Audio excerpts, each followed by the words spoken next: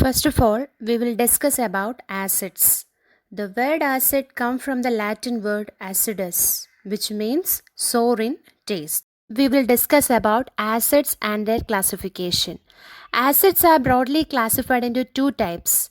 First one is inorganic or mineral acids, and the second type is organic acids. Inorganic or mineral acids, that is, it is prepared from the minerals of the earth, that is, from the earth crust we get inorganic or mineral acids. Examples are hydrochloric acid, the formula is HCl, nitric acid HNO3, sulfuric acid H2SO4. The next type is organic acid, that is, from the name itself, the meaning. Organic acid means acids which is obtained from plants and animals, that is mainly obtained from living things. In the picture you can see that is lemon from citric acid, tomato we get the acid called oxalic acid, grapes we get tartaric acid, from milk lactic acid, from ant we get formic acid, from apple we get malic acid, from vinegar we get acetic acid. These are the different sources of acids. Next, we will discuss about the physical properties of acids. The first physical property of acids are sour in taste. That is, when you taste lemon, orange, it has sour taste. So the first physical property is acids are sour in taste. And one thing you should remember here, mineral acids, which are dangerous acid, which you should never taste because they will burn your tongue. The second physical property is they turn blue litmus to red. That is, when we place blue litmus paper on acid, the color of litmus paper changes from blue to red. The third physical property is they give H plus ions in aqueous solution. That is, when we dissolve acid in water, it gives H plus ions. This portion we will study in detail later. The next physical property is acid corrode metals. That is, acids are corrosive in nature because it causes severe burn on the skin. And one thing you should remember here, acid containers are usually made of glass. Why? Because glass is resistant to corrosion. And the last physical property is they are good conductors of electricity. So these are the physical properties of acids.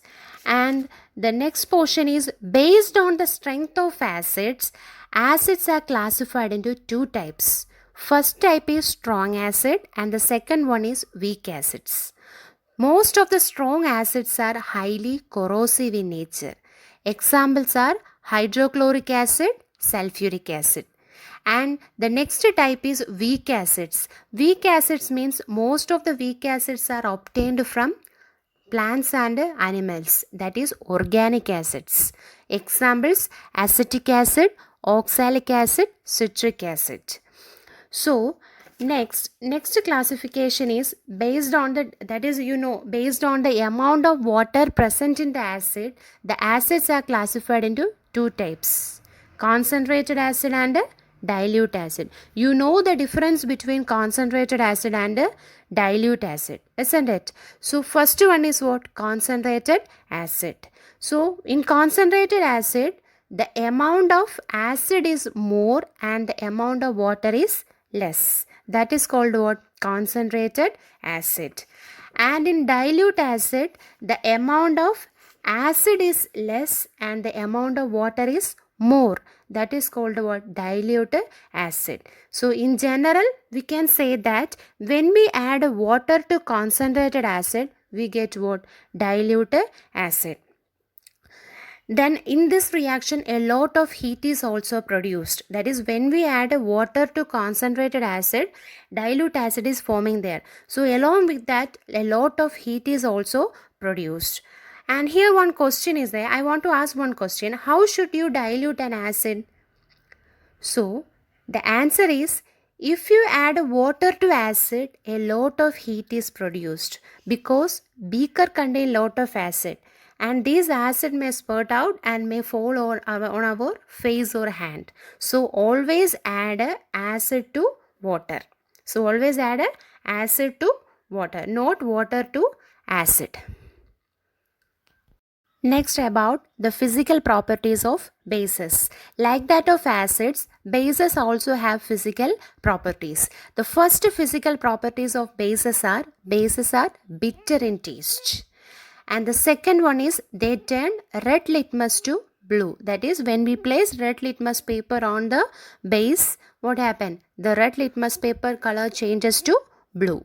The third one is they give OH minus ions in aqueous solution. That is, when we dissolve bases in water, it produces OH minus ion. Acid produces H plus ions. Bases produces OH minus ions in aqueous solution. The next one is they are soapy in touch. And the last physical property is they are good conductors of electricity. So here also, based on the strength, the bases are again classified into two types. They are strong bases and weak bases. The examples of strong bases are sodium hydroxide NaOH, potassium hydroxide KOH, calcium hydroxide CaOH twice. And the examples of weak bases are ammonium hydroxide NH4OH. And here a special term is there, that is alkali. What do you mean by an alkali? Alkalis are bases which are soluble in water, that are called what? Alkalis. An example of alkali is sodium hydroxide, that is NaOH. All bases are not alkalis, but all alkalis are bases. So alkalis are bases which are soluble in water.